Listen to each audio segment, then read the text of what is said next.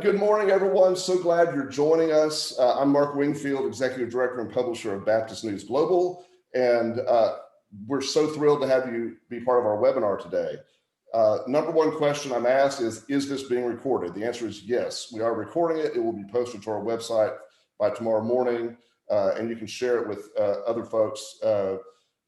Looking forward to a lot more folks popping on and joining us during the actual webinar. As we go, the way this works is we're going to have a conversation here with sort of an interview type format, but I invite you throughout the conversation to use the Q&A function. All right, so if you've not done this before, if you're using a laptop or a desktop, you just sort of scroll down and you'll see at the bottom there's an option for Q&A, and you can type in a question there, and then I'll sort through those as we're going and sort of serve some of them up to Beth as we go, but mainly toward the end. So don't be discouraged if we don't get to your question right away. Okay. Wow. So I think if you're on here, you know about this book. I've got the copy right here in front of me in case you haven't seen it. I hope you've read it. If you haven't, I hope you will read it. It is an outstanding read, not only because of its content, but I was explaining a moment ago, as a writer and editor, I'd recommend this book because it's incredibly well written and the storytelling is great, and it reads really, really well. So this is Dr. Beth Allison Barr and the new book, The Making of Biblical Womanhood, How the Subjugation of Women Became Gospel Truth. My goodness. And Dr. Barr is a professor and dean at Baylor University. I'm coming to you from Dallas, just up I-35 from her in Waco. And we're glad to be able to have this conversation today. First of all, timing is everything, it seems. And it seems like this book couldn't have come out at a better time, just to get catapulted into the stratosphere. How did you manage to make that happen, right? Well, we were joking before, there's something providential about this. I did not plan for it to come out at this time. It was simply a matter of when an editor reached out to me, and, Caitlin Beatty reached out to me and asked me if I would be interested in taking some of the things I'd been writing on the Anxious Bench. For those of you who don't know, I've been writing on a Pathos site called the Anxious Bench, which is a religious history blog for several years now. And so I had Caitlin Beatty at Brazos reached out to me and, said, let's start a conversation about maybe turning some of these blogs into a post. So I guess in the sense that the reason I was writing, as we all know, those of us who've dabbled in blogs or read blogs, you write blogs according to what's going on around you. Mm-hmm. And so I was responding to things that were happening currently. And so I think maybe that might help because I was following threads. Like, for example, like Beth Moore. I mean, she was one of the ones that I really followed early on, like, what is Beth Moore doing? And so different threads. And then, of course, Al Mohler and Denny Burke, who are a never ending source of things to write about and their continuing conversations. So I was following, these conversations were unfolding. I was writing about them on the Anxious Bench. And then that led naturally to the Making of Biblical Womanhood. Yeah, well, the timing's great, obviously, with Beth Moore's announcements and all the multiple things that have happened. We'll talk about some of those more in a moment. Yeah. But I'd like to back up and get you to explain, I mean, your area of specialization as an academic is medieval history, right? Yeah. Yep. And how does someone who's a specialist in medieval history get to write such a contemporaneous, important book for the moment? Yes, no, that's a great question. And that's one of the excuses I always make when people ask me questions that I don't know. I'm like, I'm a medieval historian. And I'm like, there's a reason I'm not an American historian.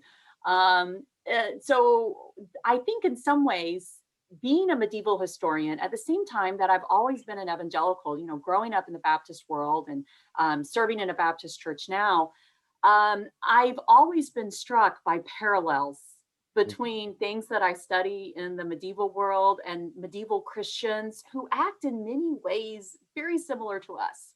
And this was something that always has struck me. Growing up in a Southern Baptist world, I didn't have much exposure to Catholicism, and a lot of what we know, Baptist writings, there is an anti-Catholic strain in a lot of them. And so when I began to study medieval Christianity, and one of the things that struck me very early on was how Christian these people were. I mean, in fact, one of the very first sermon collections I read, I have an edited collection of it, and I wrote out in the margin, I was like, they knew Jesus. And, I was just really struck by that. And so the parallels between medieval believers and my evangelical world have always been something that have intrigued me. I've written a couple of posts in the past how, some of the modern mega pastors who have gotten themselves in a lot of trouble remind me a whole lot about papal scandals in the medieval world, and some of the things that medieval Christians complained about, where, one of the most famous ones, one that I use all the time, is a guy named Francesco Petrarch, in the 14th century. And he wrote this letter about the Avignon papacy, time when the papacy was not doing what it was supposed to be doing. And he wrote this letter where he essentially accuses them of, instead of being the shepherds of souls, that they were actually catching the fish to eat them, and eating the souls that God had charged them with caring for. And I mean, it's just really, I'm like, we could read this letter out to a lot of different, pastors today, and it would mean the same thing. And so I've always been struck by these parallels, and I've always been struck by how much medieval Christianity sheds light on our Christian world today. And so I think I've always used that in my classroom. I teach to modern evangelical students, and I have to figure out how to make connections. So in many ways, this book is the way I teach. And these connections, it's how do I get evangelical modern students to care about medieval Christians? And that logic can be used to how do I get modern evangelical readers to care about medieval Christianity? You use the same type of strategy. So is that helpful? Yeah, that's great. It just seems to me, as an observer, that the fact that you're not writing as a theologian per se, or you're not writing as a womanist, feminist scholar necessarily, all great things and great vantage points, right? But because you come at it from this other angle, and you Right. say straight up in the introduction to the book, this book is my story. Mm-hmm. And it seems to me that's part of what makes it compelling, right? Yeah. Well, I am an evangelical. I grew up in the Baptist world.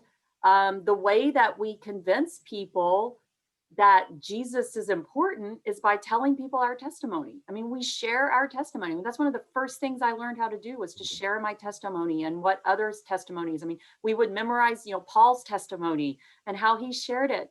And so it seems to me that our testimony is our language. In the evangelical world, it's how we connect with people. And so I made this book my testimony that doesn't just include my own story, but includes the evidence that convinced me along the way. So there's so many stories you tell from your personal experience that are just compelling and sometimes cringeworthy. And one of those cringy moments for me is this story you tell early on about a male student in your class, who kept challenging you and wanted to know if you had cleared your lectures with your husband. Yeah. And I read that, and at the same time I understood how that could be, but I was still shocked, right? Yeah. I think one of the things, hearing you say that, I've gotten that a lot, where people are like shocked that that really happened. But what's interesting is other women professors like me in evangelical universities, they reach out and they're like, oh yeah, that happens to me.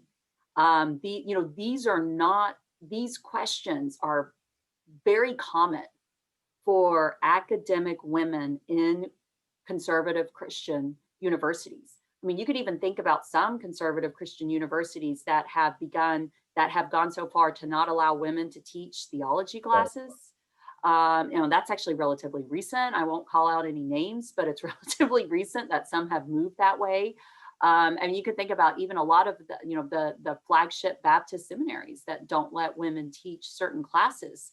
And this creates a culture that says that women's authority is not as good as men's authority. And that what we know, even though we may be good in a particular area, it's not ever going to have the same authority as men. And so this, in some sense, this student's questioning of me, saying that I should take my, medieval history class, what I was teaching, I was actually teaching a historiography class, so we were all over the place, but that I should clear that with my husband, who is not a trained historian. And that doesn't bother him at all. He doesn't try to be a trained historian. But I mean, just the audacity of that, but yet it makes sense in this culture that says women's authority is never as good as men's. And so it's cringeworthy, but it's also common. Well, thank you for that. And, as someone who's obviously a white male, it's easy for me to overlook these things. Although I can look back and see the history of this.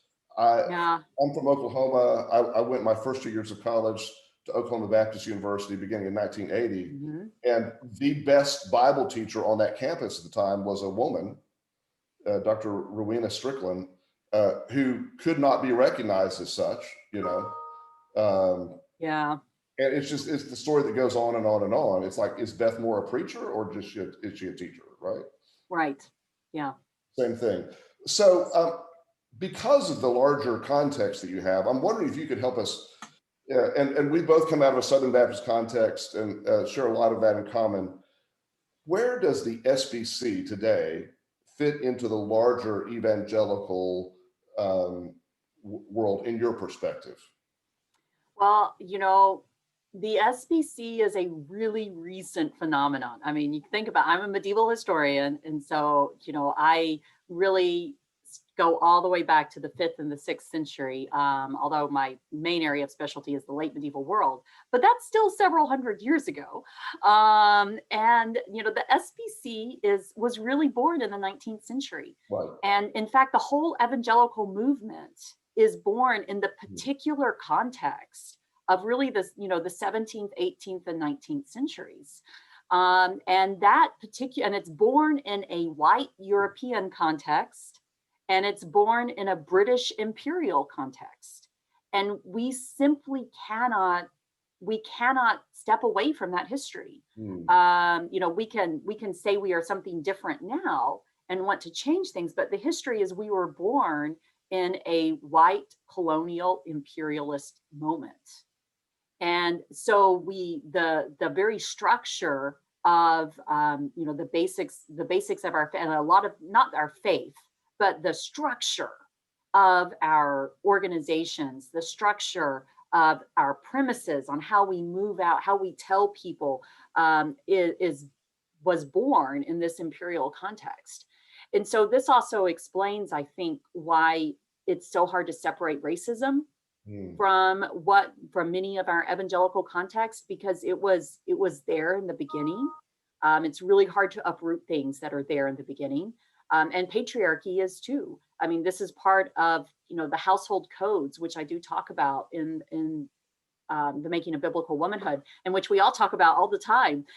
These passages were used to support slavery. I mean, these were some of the main passages that were used to support slavery. And then they were also then used to support female submission. And so this is born in the very, very beginning.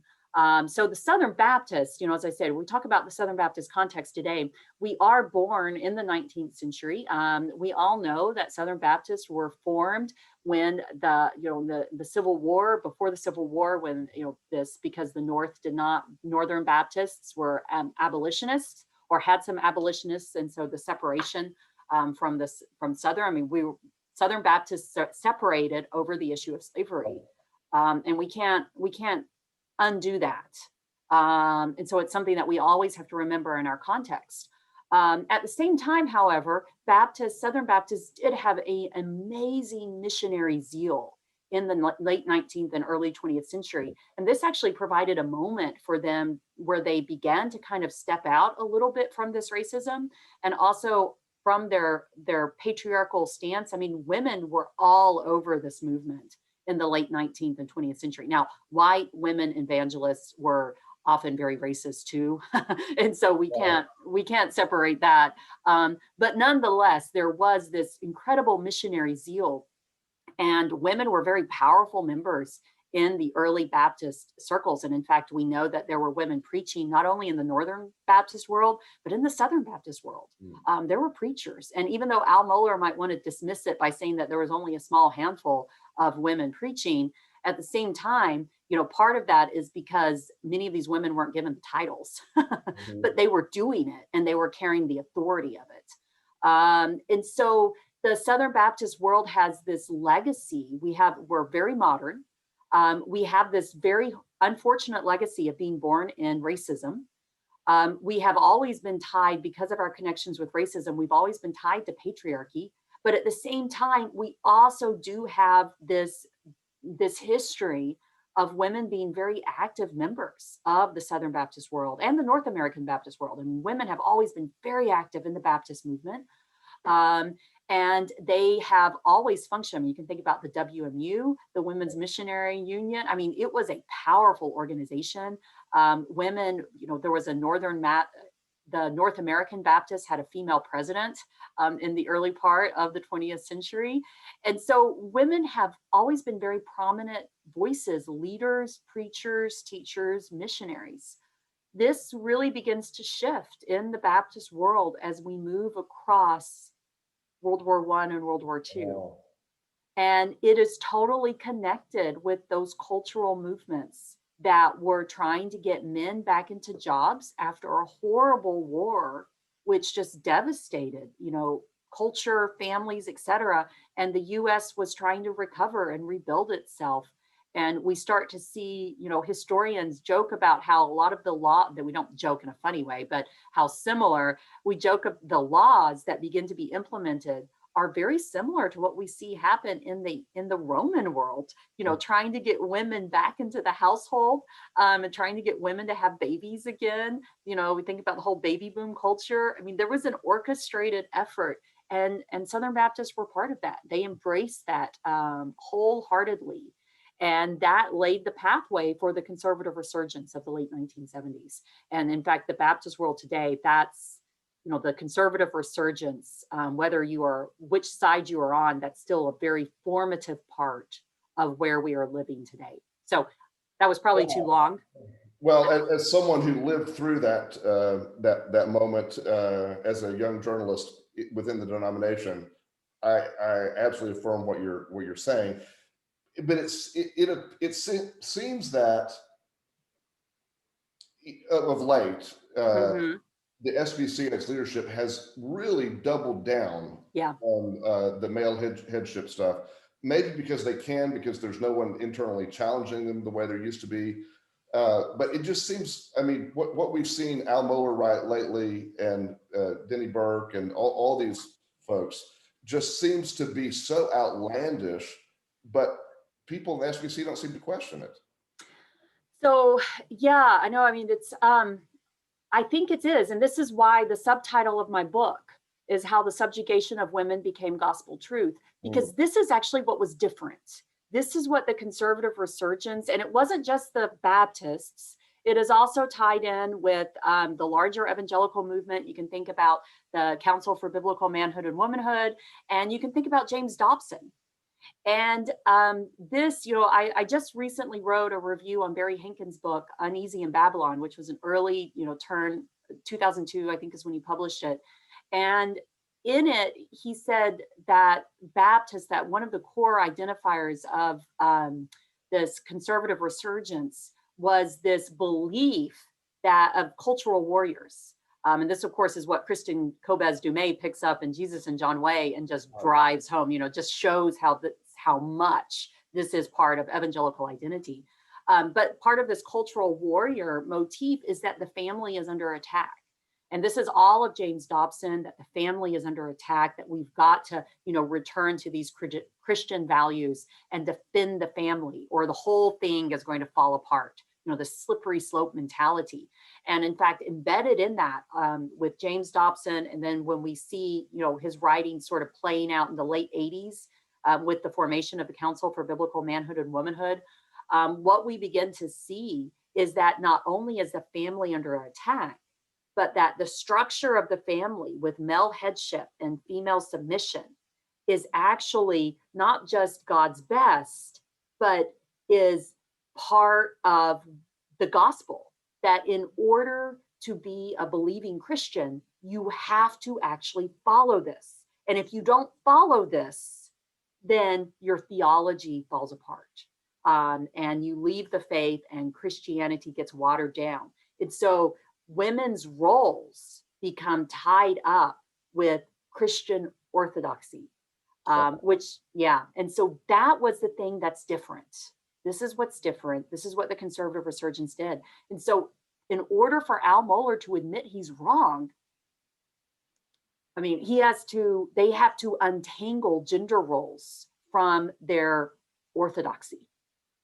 And yes, even yesterday, Al Mohler wrote this scathing response to Saddleback Church and Rick Warren and their ordination of 3 women that some see as groundbreaking, others see as not enough, and all that. Right. But his response is really not about the Bible so much as it's about the Baptist faith and message as the doctrinal statement. It seems like they've crafted that statement that Al was chair of the committee of to be the shibboleth that you just have to bow down to. Yep. Which is crazy being a Baptist. I was actually reading I read that statement, and in it, he seems to recognize the irony of a Baptist saying that you have to follow this creed. Baptist being creedal, still to me is really bad. I always joke about how people in the evangelical world, when they would often, we had some friends who would visit Baptist churches and they would be like, oh, well, they don't have a statement of faith. And I'm like, well, they do, but they're Baptist. They don't have it. It's like, and I people learning no creed but the Bible. Yes, yeah. And so, and often people they're like, oh, at Baylor, do you have to sign a faith statement? And I'm like, no, we're Baptist. I'm like, we're General Baptist, and so it's anyway. Well, so what seems to have happened, and you've alluded to this, is particularly through the culture wars and from the 70s and 80s forward, certain individuals have positioned themselves as being authority figures, right? Really as expert authority figures, when in fact maybe they really aren't as expert as they think. But James Dobson is a great example of that. Al Mohler is another great example of that, and we could find others along the way. We talked earlier about Bill Gothard and how he got revered, and we know that was the House of Cards. It was a sham, right? But people sort of bought into all of this. I'm trying to. I think one of the great mysteries is how is it that such people are given such deference, allowed to shape so much? So this is something else, as a medieval historian, I have thought a great deal about, because one of the things that when the Reformation, the aftermath of the Reformation was really disparaging medieval saints, and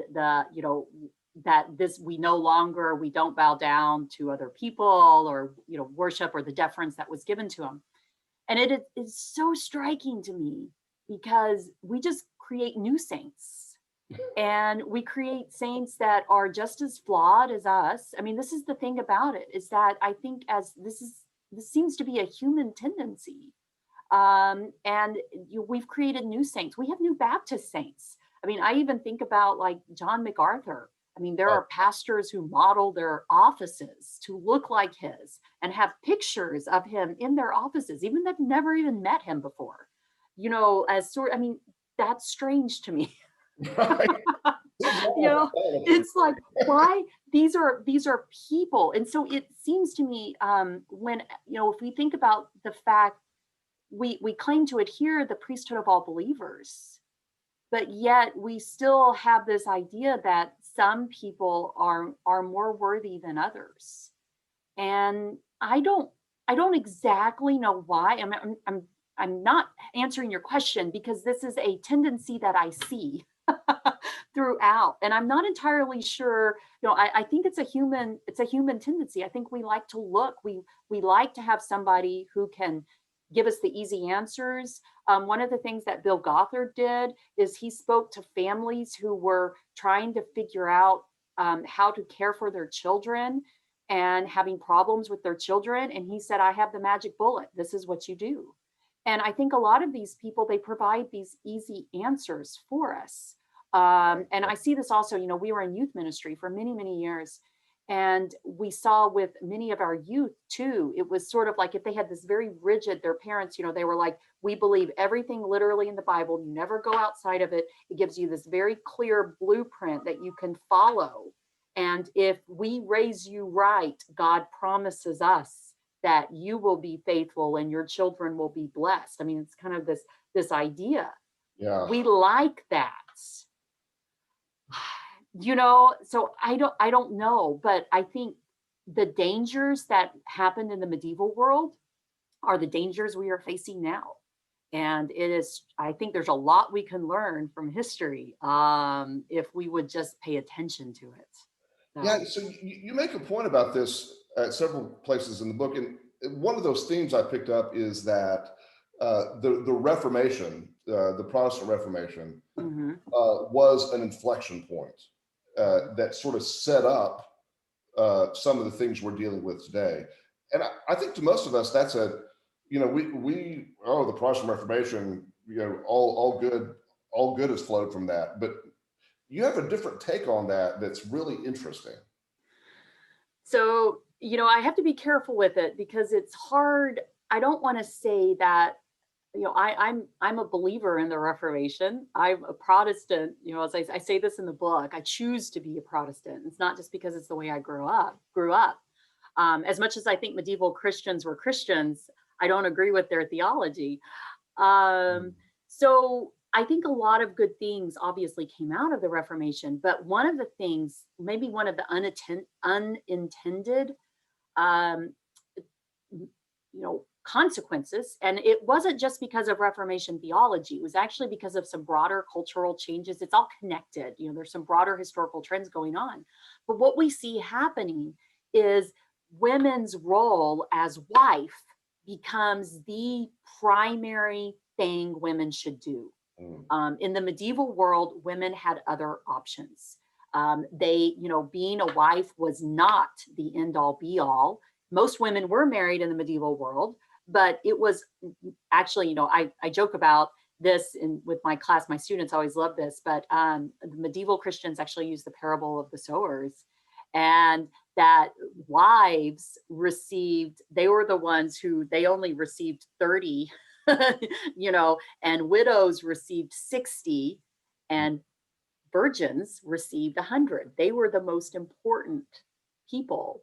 And with the Reformation, this flips, and wives become the most important, the ones who are closest to God, and widows become then the second tier because they did it once. And then unmarried women, single women. And when we think about the problem of churches with single women today, I mean, single women don't fit. You can try to fit them in. Single women talk about this problem. It's because we don't have a place for them, because we put wives on the highest pedestal, that highest rung. And this is a change that was wrought in the aftermath of the Reformation. And it has, on the one hand, it did elevate the role of wives. It did say that women's participation in the sexual act and creating children is good and God honored, but it also didn't leave room for women doing anything else. And this, I mean, we are still carrying this with us today. Fascinating. I want to back up in time a little bit and ask just this simple question. What about Paul? Are you getting some questions about that from the Q&A? I mean, what about Paul? Because it seems like so many people read the New Testament and think of Paul as anti-women. There's another way to read that, I think. What's your take on that? Yeah. So I've said this before. When I first decided I was going to write the Making of Biblical Womanhood, my original plan was not to include Paul because I was just tired of Paul. I mean, I actually really like Paul, but I feel like part of our problem is that we have gotten so bogged down in just arguing with each other about the grammar of and the possible meanings of like just a handful of verses. I mean, if you just think about the context, it's a very small, and some of this is my training as a historian. I'm a social historian, which means I'm trained in sort of the long view. You've got to put things in the long view. And so I think about the long view of the Bible. You know what? I think Kristen, Dumais says there's like more than 30,000 verses, whatever in the Bible. You think about the long view of the Bible, and you think about how we are interpreting the entire role of women through 5 or 6 passages. And to me, I'm just like, this is crazy. You don't do this. This is not good hermeneutics to do this. And so part of me was just like, I'm tired of this. I want people to see that there is a much broader perspective. And in fact, that's why I wrote the book From the Ancient World to the Modern World, is because I'm placing it within, like, let's put our problem in context. And I still remember I was talking out loud, because I do that. My husband says I narrate my life. And so I was talking out loud in our kitchen, and my husband was sitting in the other room, and he just says from the other room, he says, "It's not going to work." he says you have to help people see that they are reading Paul through a particular lens. He said if you can't get them on that, he said, you're going to lose them on the book. And I was really kind of mad at him at the time, because I was like, I didn't want to do Paul. But he convinced me I needed to. And so I was like, well, what the heck am I going to do with Paul? And I was like, I'm just going to do Paul the way I teach Paul. And that's what I did. I mean, and so, some people are like, well, why didn't you tackle the, 1 Timothy 2 part more? And I said, because I don't teach that. I teach 1 Corinthians 14 because it's fit within how I teach about Roman women and Greco-Roman women. And that's the passage. I mean, that was really my starting place when I was like, how am I going to do the Paul passage, the Paul part?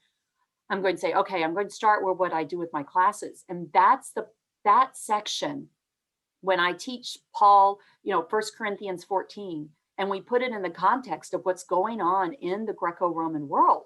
I mean, it is just absolutely mind-boggling to my students. I mean, they just sit there and they're just like, you mean when we put Paul in context, he reads differently? And I'm just like, yes.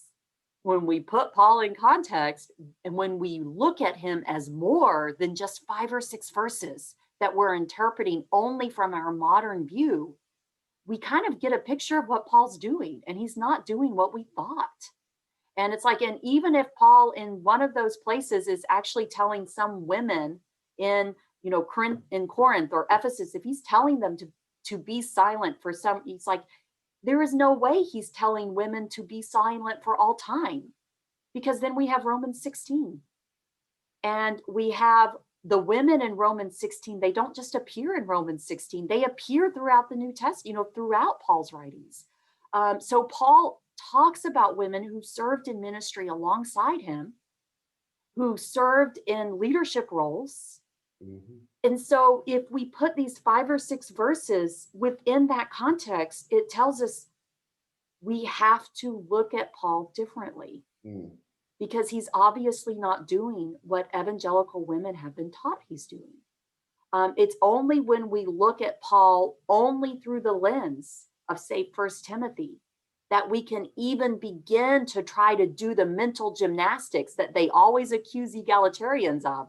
And I'm like, my gosh, y'all, you're having to do a lot more stuff than I'm having to do. You know, when you put it into historical context, it all makes sense and I don't have to mess with anything. It's only when you try to look at it through the lens of those 6 verses, that you have to do mental gymnastics to try to make Paul be telling women for all time that they cannot teach or hold any leadership in the church. Yeah, context does seem important, and that's an excellent point. You combined with that, you had this important discussion about the translation, particularly the English translation of the Bible. Yeah. As with so many other things, we get misled by the history of translation, but chief among them is misogyny and male dominance of all sorts that has crept into the very translation of the text. Right. Just a little bit about, I mean, you go have a whole chapter, I think, on that. But maybe just a summary of why that matters. Yeah, no, that's very good. And again, you know, this comes from my context as a historian, and I'm a medieval historian. I spent a lot of my time reading 15th century sermons, and so that's my love. That's where I'm dying to get back into. Everybody's trying to make me read all this other stuff, and I'm just like, I just want to go read 15th century sermons. And one of the things that I noticed very early on when I was a graduate student, I noticed this because I'm an evangelical and I grew up on not gender inclusive Bible translations. I grew up hearing, men, fathers, and brethren, and hearing, men do the, I heard masculine terms all the time in the Bible. And so when I started reading 15th century sermons, one of the very first things that struck me was how they translated scripture gender inclusively. Instead of saying men, fathers, and brethren, they said good Christian men and women. And they said, and instead of passages that just said, no man may come to the Father except through me. No man or woman may come to the Father except through me. This was a very common practice. And it struck me, it made me start investigating, why do we have 15th century priests who are not feminists translating the Bible gender inclusively? And the reason is because they were trying to get men and women to hear them, to listen to them. And so it made me start examining how our Bibles became so androcentric, male-centered. And what I began to read, I'm not, really the person who's finding this. I'm the person who's thinking about it from the 15th century, but there's a lot of scholars. Naomi Tadmor, who I talk about in the book, is one of them. Talks about how the translation of the Bible in English, the early modern translations of the Bible in English took place at a time when the English language itself was being defined better, clarified, and becoming more masculine because men were the political leaders. Men were writing it for men, about men, and they wrote women out. They did this in English political and British political treatises and their writings, and they did it in the English Bible. And that legacy is still with us. And it's not because that's what the Bible says, it's because of the way we have read the Bible through an English lens. And yet, as you say, this has become so culturally dominant that anyone who challenges that, even with historical facts, is labeled a near heretic. Right. And you point out the kerfuffle, and that's a kind word, that happened with the introduction of the gender inclusive Bible. Right, the TNIV. Right. As though this were just some heinous sin against God and man, It was maybe a sin against, No, exactly. I mean, it struck me at the time. As I said, this has always stuck with me because this was also at the beginning of my graduate career. So I began to see, when all of this was kind of going on and playing out, was when I was seeing the gender inclusive language in medieval sermons. And so it just really, the contrast was just amazing to me. And that's, why I start off with that story.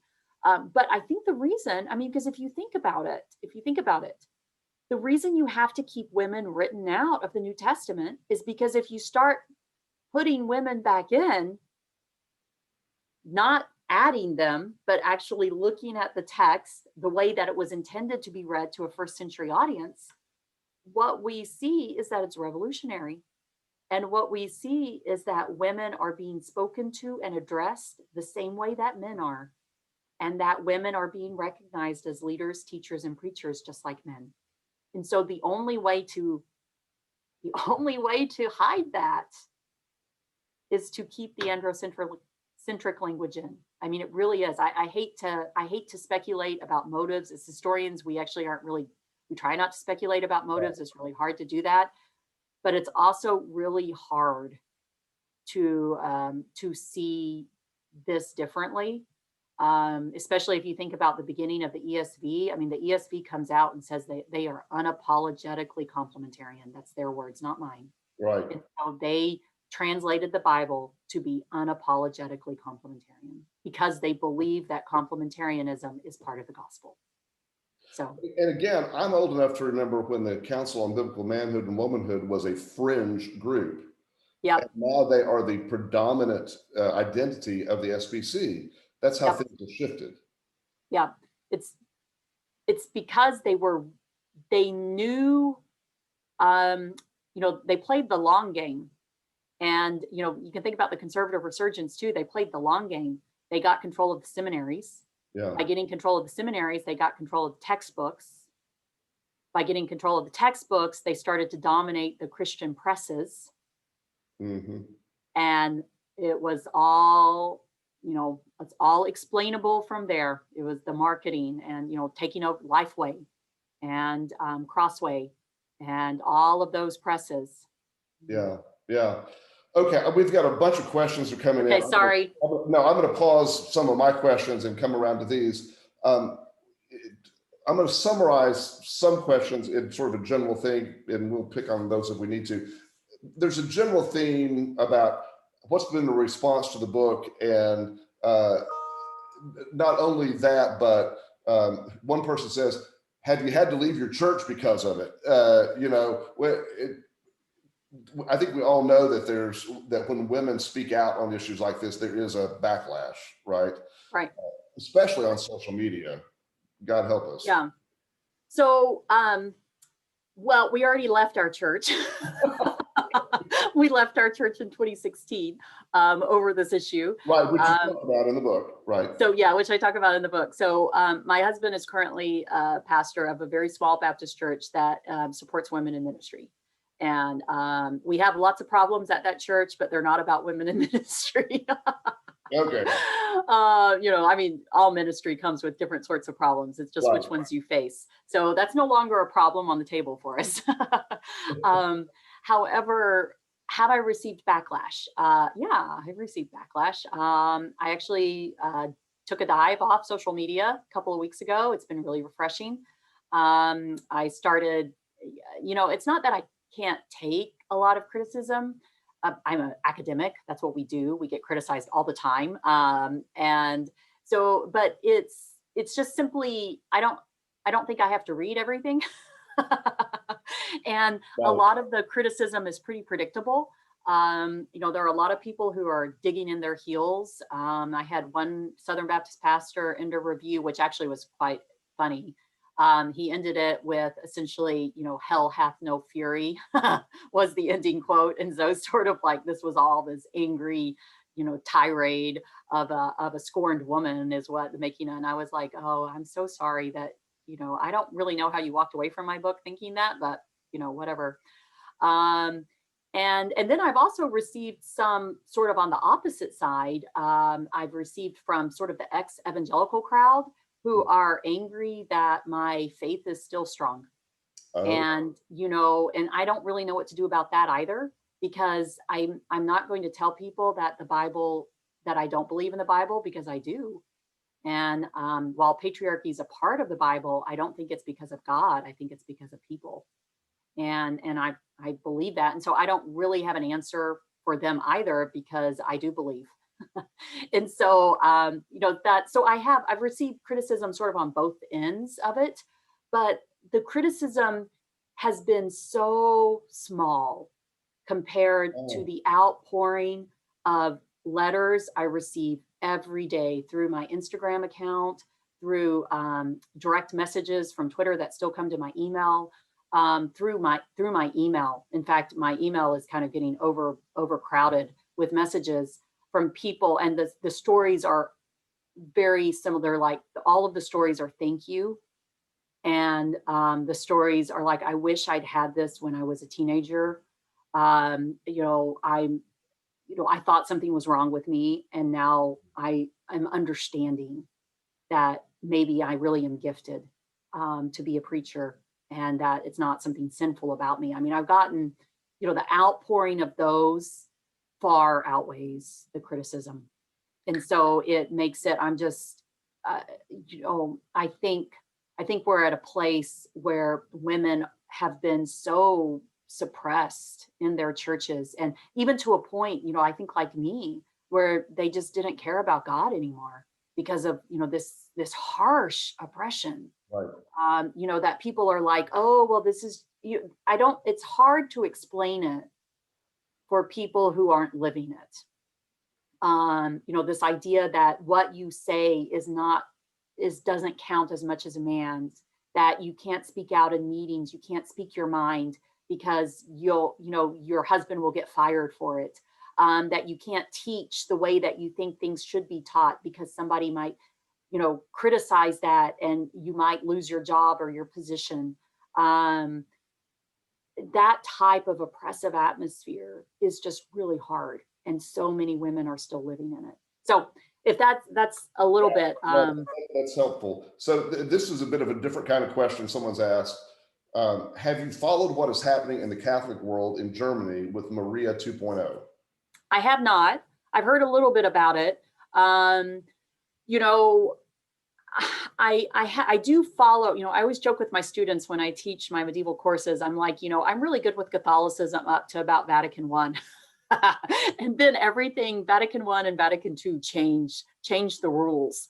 And so I'm always like, I'm not a very good Catholic scholar after Vatican I and Vatican II. I've gotten a lot better, but not only did Vatican II change the rules, but actually in the mid 20th century, Catholicism does something very similar to evangelicalism. And it takes this conservative turn, these hardline conservative Catholics, who, part of this was also going back to having the Mass only sung in Latin and different things like that. But they begin to take on some of these patriarchal structures that the evangelical world also professed. And so Catholicism in the latter half of the 20th century parallels a lot of what's going on in evangelicalism. William Witt has done a great job sort of unpacking this in his Icons of Christ. So for those of you, it's an expensive book. I'm sorry, it's a full scholarly tome, academic tome, but it's really good. So that's a little helpful. Yeah, thank you. Here's a really insightful question as well. We talked a lot about the white Baptist church. Yeah. Where does the Black Baptist and other Black churches fit into this story?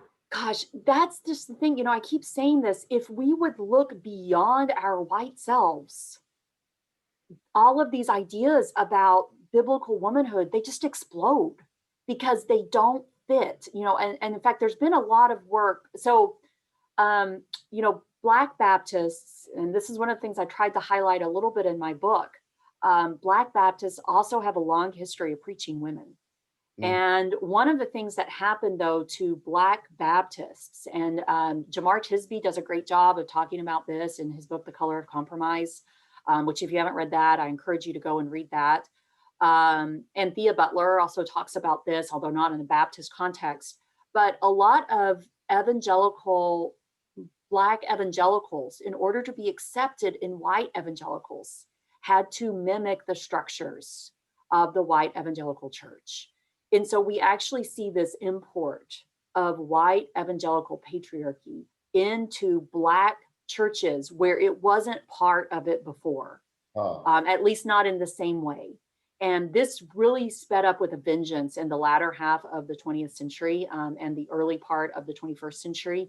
And there's starting to be a lot of talk. If you go and like read, like The Witness, the Black Christian Collective is a really good website to go and read articles from. But there's an amazing article on there from a man who writes about how white evangelical patriarchy almost destroyed his marriage, and talks about it from, it's a two-part article talking about the import of white evangelical patriarchy into his Black context and what it did to him and his wife.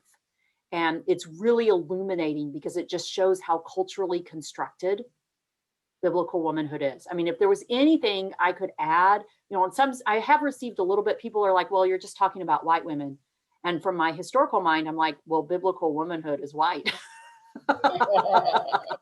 And it is. I mean, I guess maybe I should have specified that in the title, but biblical womanhood is a white Christian phenomenon. It is not a Black Christian phenomenon. It is not a Latino Christian phenomenon. It is a white Christian phenomenon. And that should also make us think about it too. So a somewhat related question is, we talked about how problems with translation into the English with the biblical text has helped foster this. The question is, what about people who live in places who speak a language other than English? Have the same translation problems crept in there, or are they maybe more free of this? Yeah, that's actually a really excellent question. So it kind of depends on who's carrying the translation to them and who's doing the translation. One of the things with the ESV has a brilliant marketing strategy. And the ESV has become, I think, I haven't checked the numbers on this in a while, but at one point it was the highest, exported Bible to the global world. Right. And it's the one, infiltrating Asia, infiltrating Africa, infiltrating South America, the way that it's just been carried out to the global world, which means that those people who are translating, as in like reading the English Bible and then translating that to congregations, are doing it from the ESV. If that's their base, then yes, it's carrying that outwards. Now, there are a lot of Bible translators and Bible translation groups. In fact, one of my really good friends grew up in a missionary family where her parents were Bible translators, and they were, Wycliffe Bible translators, and they lived out on the field. When Bibles are actually translated from the context of the cultures in which they are, and they're not being based upon an already existing English Bible translation, then they don't encounter the same problems, at least not in the same way that the English Bible translation does. We can actually think in evangelical history, there are women like Helen Barrett Montgomery, who actually was one of the first translators. She translated the Bible in English for her Sunday school class of boys who weren't understanding the KJV. And so she translated the Bible and actually came up with a much less androcentric text. We can also think about, one of the ways that I got to know Kristen Kobes Dumais was because she worked on a late 19th century missionary, Catherine Bushnell, who in China began to translate the Bible for the women there, because they didn't see themselves in the English Bible translation. So she began to translate the Bible for them. And that was one of the ways why she realized how unnecessarily patriarchal the English Bible was. So a related question to that has been asked, how might our history have been different? It's speculative, right? If some of these basic translation issues had been correct and we hadn't lost the story of Phoebe or Junia, what if these had not been sort of subjugated? Yeah. Would we be in a better place today? Well, historians don't like questions like that because we like to talk about the past, not the future. However, we think about, I'm trying to remember who said it. Oh, it was Rodney Stark, who said that we can thank Martin Luther, for Phoebe not being translated as a deaconess. And there were some significant problems. Now, one of the things, though, I am a medieval historian, and so even though the medieval world maybe had a more accurate approach to some of these, the way some of these women were viewed, they did view women could be apostles, and like Mary Magdalene, they considered Mary Magdalene to be an apostle. They didn't have a problem with that. But at the same time, patriarchy still existed in the medieval world. Women were still primarily shut out of leadership positions.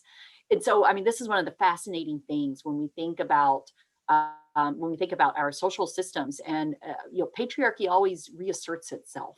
So as a historian looking at patterns, even if we had maybe gotten it right, I still think we would have gotten something else wrong. It seems to be part of the human condition to try to measure ourselves by who we're better than. And patriarchy, fits into this. I mean, we always, the scale, men are better than women, white women are better than Black women. I mean, this is part of the thinking, which obviously I don't think I was, that's right. The scale, the way people think, and the way that they did this. And so I imagine something else would have happened. People, I mean, we are living in a broken, sinful world. And patriarchy seems to be, this, I think, I didn't expect it to be one of the most quoted quotes coming out of my book, but people seem really struck with in the beginning of chapter 7, when I talk about, I talk about this movie that my husband loves, The Usual Suspects. And so, he introduced me to it. And I say, the greatest trick the devil ever pulled was convincing Christians that oppression is godly. And, oppression is part of what Christians have always done, not because that's what God tells us to do, but because we are sinful people. And so I think that's something that we have to grapple with, is why we are always highlighting oppression. So while you catch your breath for just, I've got one last question, and I'll drink some coffee. I'll personally answer a couple of things that have been raised here. Some of you are asking questions about how do I find a church that welcomes women in leadership. Another related question: how do I discern a good publisher from a bad publisher? Let me just offer my 2 cents on this, and I would offer for anyone who wants to talk more about that, please email me, mark@baptistnews.com, and I'm glad to help guide you through this as well. Depending on your denominational tradition, there are ways to find this. In our Baptist world, there is an organization called Baptist Women in Ministry. That it's a great resource that I would highly recommend. Dr. Meredith Stone is the head of that organization and is a friend of ours and a colleague. Good resources there. But beyond that, there's some tells. If you go dig around a church's website, you can sort of see, are there women listed in leadership? That's a pretty good clue, right? On publishers, I would say the issue is not the publisher so much as the authors, because even these days, a lot of the predominant Christian publishers are maybe a little more diverse in their lineups. And so while some lean one way or the other, but again, happy to have that conversation with someone if you want. Dr. Barr, yes. The last question I'd like to ask is, we talked a lot about the problem. Where is the hope? Is there any hope for things to get better? So, this is also one of the things that I, strangely enough, have been criticized for, which is kind of funny. I mean, I'm an optimistic person, but some people have said, why are you even trying to redeem, not just a faith, but a movement, that, and I'm like, well, because at the heart of Christianity is redemption. We believe in redemption. We believe in a savior who was resurrected. We believe in new life. And so I don't know how I could look at, yes, I believe there's hope because we believe in Jesus. And Jesus has always redeemed us. And so I think we can change. Even if there are some people like Al Mohler who, poor thing, is just doubling down and just digging himself in deeper and deeper. I feel really sorry for him. I'm hoping, I've noticed Russell Moore's been kind of quiet through all of this. I'm kind of hoping maybe he's thinking. I'm holding out for Russell Moore. We'll see.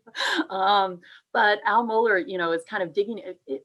He's not the last word. There's a whole generation behind him. And there are, and clearly people's minds are being changed. And even for churches, churches who maybe have a whole elder board or deacon board that is refusing to even look at this issue. Well, if enough people in the church speak out against those deacons and elders, and if you're a Baptist church, you can vote in new deacons. And you can, there is always a possibility for change. We have to be vigilant about it. But the very heart of the Christian message is faith and hope. And so I do have hope. I think we can get better.